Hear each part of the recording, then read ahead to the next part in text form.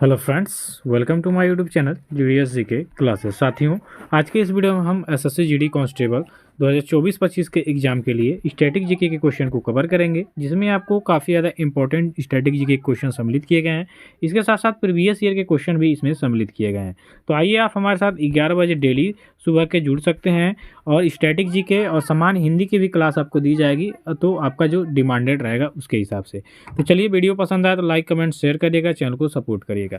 Start करेंगे first question से कि निम्नलिखित में से भारत पर पहली बार आक्रमण करने वाला कौन था। बात करेंगे भारत पे सबसे पहले आक्रमण की तो 712 ईस्वी में मोहम्मद बिन कासिम, उस समय सिंध प्रांत के राजा थे, राजा दाहिर। इनके शासनकाल में ये जो 712 ईस्वी में मोहम्मद बिन कासिम ने आक्रमण किया था, जो कि एक अरबी था। तो ऑप्शन नंबर सी यहाँ पे आपका राइट आंसर हो जाएगा कि निम्नलिखित में से जो अरब थे ये सबसे पहले भारत पे आक्रमण किए थे। कब? 712 ईस्वी में। किसने किया था? तो मोहम्मद बिन कासिम। किसने किया था? याद रखिएगा, मोहम्मद बिन कासिम ने भारत पे 712 ईस्वी, यानी भारत का जो सिंध प्रांत था, यहाँ के जो राजा थे राजा राजा दाहिर, ठीक है, सॉरी यहाँ पे दारा हो गया, राजा दाहिर जो थे, इनके शासनकाल में सबसे पहली बार सिंध प्रांत पे 712 ईस्वी में अरबों ने आक्रमण किया। अरबी आक्रमणकारी जिसका नाम था मोहम्मद बिन कासिम। तो यहाँ पे आप ऑप्शन नंबर सी को करेक्ट करेंगे। इसके बाद नेक्स्ट क्वेश्चन हो जाएगा आपका कि विक्रमशिला शिक्षा केंद्र के संस्थापक का नाम आपको बताना है। तो विक्रमशिला शिक्षा केंद्र के संस्थापक की अगर जो हम यहाँ पे बात करेंगे तो विक्रमशिला शिक्षा केंद्र के जो संस्थापक हो जाएंगे धर्मपाल हो जाएंगे। धर्मपाल की बात करेंगे तो ये आपके गोपाल वंश से संबंधित राजा थे। गोपाल वंश में सबसे प्रतापी राजा थे। बात करेंगे इनकी तो ये बौद्ध धर्म को मानने वाले थे, यानी जो भी आपका पाल वंश है, पाल वंश में सभी राजा बौद्धिस्ट थे। ठीक है, तो गोपाल की बात कर लेंगे तो गोपाल ने ये पाल वंश से संबंधित है, गोपाल ने इसकी स्थापना किया था। ठीक है, धर्मपाल जो कि पाल वंश से संबंधित हैं, इसकी स्थापना गोपाल के द्वारा की गई थी। और जो धर्मपाल हैं ये आपके पाल वंश के सबसे प्रतापी यानी सबसे जबरदस्त नेता थे, सबसे बाहुबली नेता थे। तो विक्रमशिला शिक्षा केंद्र के संस्थापक यहाँ पे हो जाएंगे आपके धर्मपाल जी। नेक्स्ट क्वेश्चन हो जाएगा आपका करंट अफेयर है कि सैयद मुश्ताक अली ट्रॉफी 2024 हाल ही में किसने जीता। ये क्वेश्चन आपके लिए काफ़ी ज़्यादा इंपॉर्टेंट होगा, ये क्वेश्चन आपके एग्जाम में आएगा। तो सैयद मुश्ताक अली ट्रॉफी 2024 की बात करेंगे साथियों, ये जीता है मुंबई ने।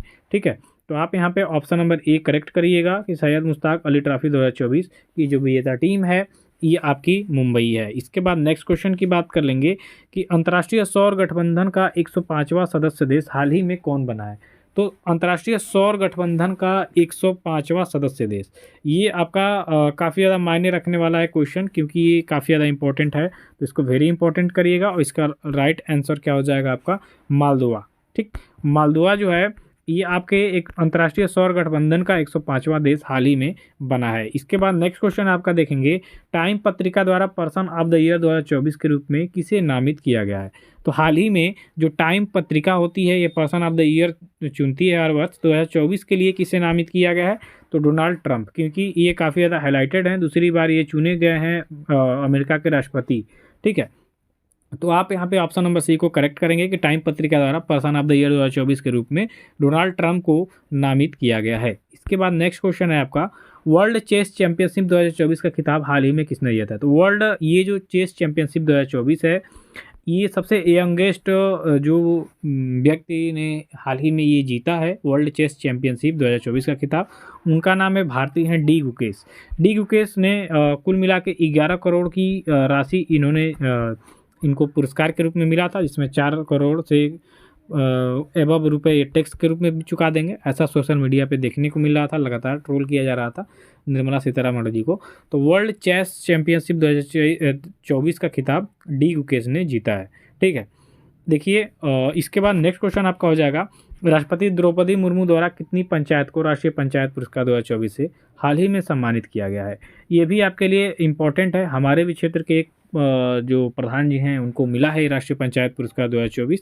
तो ऑप्शन नंबर यहाँ पे आपका हो जाएगा क्या, तो ऑप्शन नंबर ए हो जाएगा कि 45 ग्राम पंचायतों को ये पुरस्कार राष्ट्रपति मुर्मू द्वारा दिया गया, राष्ट्रीय पंचायत पुरस्कार 2024 से सम्मानित किया गया। नेक्स्ट हो जाएगा आपका, देखिए एक इस पे आता है थोड़ा सा कहते हैं लोग 2 लाइन में कि डर अब घाव से नहीं लोगों के झूठे लगाव से लगता है कि नहीं। तो डर भैया अब घाव से नहीं लोगों के झूठे लगाव। देखिए चोट, एक होता है चोट। ठीक, ये एक्चुअली जो चोट लगता है हमको पत्थर से, ईंट से या जिस भी चीज़ से लगता है तो कुछ क्षण के लिए हमको क्या होता है, तकलीफ होता है। लेकिन जब व्यक्ति के झूठे यानी हम जिस पे भरोसा कर रहे हैं और वो हमें धोखा दे, ठीक है, वो झूठ बोले हमें और हमें भ्रमित किया रहे, तो वो उस व्यक्ति से लगाव जब हम लगाए रहते हैं ज़्यादा दिन के बाद, जब उसकी असलियत सामने आती है तो समझ लीजिए कि ज़िंदगी भर आप उस चीज़ को लेकर टेंशलाइज रहते हैं। तो वही है कि डर अब घाव से नहीं, लोगों के झूठे लगाव से लगता है।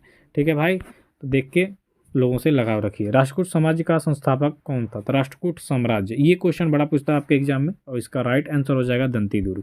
ये जो राष्ट्रकूट वंश है या साम्राज्य है, इसके संस्थापक हैं दंतीदुर्ग। नेक्स्ट है, तबकात ए नासिरी का लेखक कौन था? ये भी आपका इंपॉर्टेंट क्वेश्चन है और इसका राइट आंसर मिन्हास उज सिराज। मिन्हास उस सिराज ने तबकात ए नासिरी पुस्तक को लिखा हुआ है, तो ऑप्शन नंबर यहाँ पे आपका सी हो जाएगा। इसके बाद है, तुगलकनामा के रचनाकार का नाम आपको बताना है। तो तुगलकनामा जो पुस्तक है, इसके रचयिता कौन हो जाएंगे? तो अमीर खुसरो। अमीर खुसरो ने तुगलकनामा लिखा था पुस्तक, तो ऑप्शन नंबर यहाँ पे डी हो जाएगा। इसके बाद है, धन विधेयक को पारित करने के लिए राज्यसभा को कितना समय दिया जाता है? ये क्वेश्चन काफ़ी ज़्यादा इंपॉर्टेंट है, बिहार पीसीएस में भी ऐसे क्वेश्चन आ चुके हैं। तो ये आपका हो जाएगा 14 दिन, कि धन विधेयक पारित करने के लिए राज्यसभा को 14 दिन का समय दिया जाता है। इसको याद रखिएगा भैया, बड़ा इंपॉर्टेंट है। राज्यसभा के लिए नामित प्रथम फिल्म अभिनेत्री कौन थी? ऐसे क्वेश्चन भी आपके एग्जाम में देखने को मिलते हैं। तो राज्यसभा के लिए नामित जो प्रथम फिल्म अभिनेत्री थी, उनका नाम था नरगिस दत्त। तो आप यहाँ पे डी ऑप्शन करेक्ट करेंगे। नेक्स्ट है, लोकसभा का नेता कौन होता है? तो लोकसभा का जो नेता चुना जाता है वो प्रधानमंत्री होता है। लोकसभा का जो नेता होता है कौन होता है? प्रधानमंत्री। तो यहाँ पे आपका ऑप्शन सी हो जाएगा। इसके बाद है, संसदीय शासन प्रणाली में वास्तविक कार्यपालिका शक्ति किसके पास होती है? तो संसदीय शासन प्रणाली यहाँ पे बात कर रहा है। तो संसदीय शासन प्रणाली में जो वास्तविक कार्यपालिका की जो शक्ति होती है साथियों, ये होता है आपके प्रधानमंत्री के पास। तो आप यहाँ पे बी ऑप्शन करेक्ट करेंगे। नेक्स्ट क्वेश्चन की बात करेंगे कि उस सदन में अध्यक्ष उस सदन का सदस्य नहीं, किस सदन में अध्यक्ष उस सदन का सदस्य नहीं होता है? तो जो आपका राज्यसभा है, जो राष्ट्रपति उपराष्ट्रपति जो होते हैं राज्यसभा के सभापति, ये उस सदन के सदस्य नहीं होते हैं। तो राष्ट्रपति यानी राज्यसभा में हो जाएगा इसका राइट आंसर। अगले क्वेश्चन की बात करेंगे कि मानसून किस शब्द का ये भाषा का शब्द है? तो ये आपके अरबी का हो जाएगा, मौसिस। ठीक, ये मानसून शब्द का ये अरबी शब्द से लिया गया, मौसिस शब्द से मानसून। तो यहाँ पे डी हो जाएगा, आपका अरबी हो जाएगा। ठीक है, कोयना बांध आपके किस राज्य में स्थित है साथियों? तो कोयना बांध की बात कर लेंगे तो ये आपके महाराष्ट्र स्टेट से संबंधित है। तो आप यहाँ पे ऑप्शन नंबर सी को सही करेंगे। नेक्स्ट क्वेश्चन है, किसके समय में बौद्ध धर्म दो संप्रदायों में हीनयान और महायान में विभाजित हुआ? तो ईस्वी के प्रथम शताब्दी यानी कि कनिष्क के शासनकाल में जो बौद्ध धर्म है ये हीनयान और महायान दो शाखाओं में विभाजित हुआ था। तो ये भी मोस्ट इंपॉर्टेंट और ट्रेडिंग क्वेश्चन है, तो इसको ध्यान दीजिएगा, कनिष्क के शासनकाल में ही हुआ था। इसके बाद है, नीली क्रांति का संबंध आपका किससे हो जाएगा? तो नीली क्रांति आप देखेंगे तो नीली क्रांति यानी नल जो आपका पानी होता है ये नीला होता है, माने ऐसा दिखाई देता है, उससे पानी का तरंग होता नहीं है कोई। तो नीली क्रांति का संबंध हो जाएगा मत्स्य के उत्पादन से, यानी मछली उत्पादन से। प्रोकैरियोटिक कोशिका में विभाजन किस प्रकार से होता है? तो प्रोकैरियोटिक जो कोशिका होती है इसमें अर्धसूत्री विभाजन होता है। तो आप यहाँ पे डी ऑप्शन करेंगे। देखिए, साइंस से रिलेटेड क्वेश्चन आपके एग्जाम में बड़ा पूछा जाता है, खासकर बायोलॉजी पोर्शन से। इसके बाद है, लगातार बढ़ती कीमतों की प्रक्रिया होती है। तो लगातार जो बढ़ती कीमत है इसकी प्रक्रिया होती है मुद्रास्फीति। मुद्रास्फीति यानी लगातार बढ़ती कीमत की जो प्रक्रिया होती है उसे हम मुद्रास्फीति कहते हैं। तो ऑप्शन नंबर यहाँ पे आपका ए करेक्ट हो जाएगा। इसके बाद है, हवाला क्या है? हवाला, ठीक है, एक हलाला होता है, एक हवाला। हलाला दूसरा इस्लामिक शब्द है, और हवाला की बात करेंगे तो विदेशी मुद्रा का अवैध कारोबार से संबंधित ये चीज़ है। तो ऑप्शन नंबर बी हो जाएगा यहाँ पे। नेक्स्ट है, भारत का सबसे बड़ा नमक का उत्पादन राज्य कौन सा हो जाएगा? तो भारत का सबसे बड़ा नमक का उत्पादन राज्य हो जाएगा आपका गुजरात। तो यहाँ पे आपका ऑप्शन नंबर सी यहाँ पे करेक्ट हो जाएगा।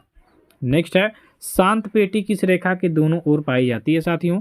तो शांत पेटी की बात कर लेंगे तो ये आपके भूमध्य रेखा के दोनों ओर पाई जाती है। डी ऑप्शन करेक्ट हो जाएगा। देखो भाई, एक गाना यार भोजपुरी में बड़ा ऐसे इंस्टाग्राम खोलो तो लगातार आ रहा है, स्क्रॉल करने पे बड़ा मज़ा आ रहा है भोजपुरी वाला।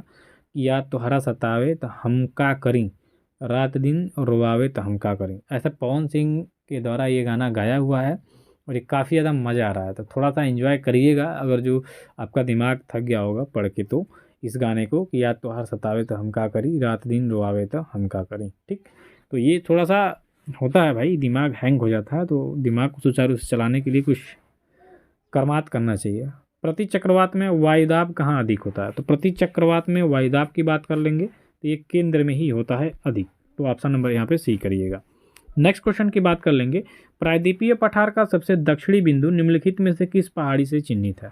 तो प्रायद्वीपीय पठार जो हमारे भारत का ये हिस्सा है, ठीक, तो दक्षिणी बिंदु पूछ रहा है किस पहाड़ी से चिन्हित है, तो ये आपका हो जाएगा किस पहाड़ी से? तो नीलगिरी पहाड़ी से। ओके, ऑप्शन नंबर डी यहाँ पे आपका करेक्ट हो जाएगा। नेक्स्ट क्वेश्चन की बात करेंगे कि नंदा देवी चोटी किस राज्य और केंद्र शासित प्रदेश में स्थित है? तो केंद्र शासित प्रदेश में नहीं है भैया, ये राज्य में है और उस राज्य का नाम है उत्तराखंड। तो आप यहाँ पे बी ऑप्शन को बिल्कुल करेक्ट करेंगे। नेक्स्ट हो जाएगा कि दक्षिण भारत के पठारी प्रदेश को कौन सी नदी दो भागों में विभाजित करती है? तो दक्षिण भारत के पठारी प्रदेश को कौन सी नदी दो भागों में विभाजित करती है? तो उस नदी का नाम हो जाएगा नर्मदा नदी।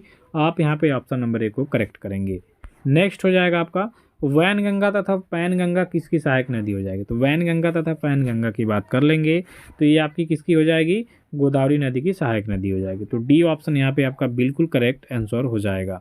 इसके बाद आपका नेक्स्ट क्वेश्चन की बारी है। नेक्स्ट क्वेश्चन में है कि गंगा और ब्रह्मपुत्र की जो संयुक्त जलधारा है इसको किस नाम से जाना जाता है? तो गंगा और ब्रह्मपुत्र की जो संयुक्त जलधारा है इसको हम देखेंगे तो ये मेघना के नाम से जाना जाता है। ऑप्शन नंबर यहाँ पे आपका सी करेक्ट हो जाएगा कि गंगा और ब्रह्मपुत्र की जो संयुक्त जलधारा है साथियों, ये आपका जाना जाता है किसके नाम से? तो मेघना के नाम से।